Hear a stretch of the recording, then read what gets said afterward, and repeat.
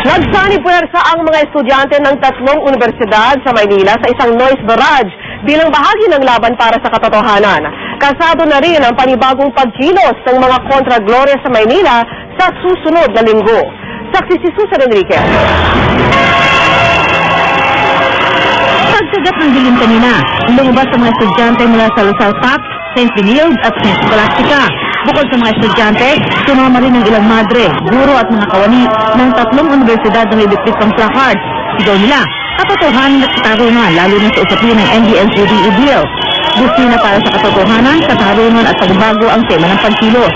Gamit ang mga drum at pito, piniling ng mga nagali sa mga motorista na bumisina para ipakita ang pagsuporta sa kanilang pagkilos. Kaya naman, nakabibingi ang paligid ng halos 1 oras.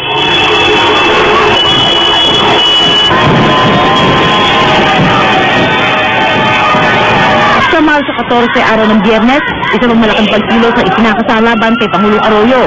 Nagpulong na ang mga pwersang anti-Gloria para plansyahin ang gagawin nilang rally. Bukas daw ang rally sa lahat ng nais sumama. Pangungunahan nito ng grupong Youth Act Now. Sa katunayan, magkakaroon na sila ng dry run bukas sa Liwasang Bonifacio.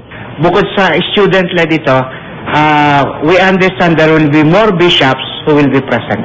Suportahan din yung iba't ibang mga youth initiatives, one of which the major is tomorrow.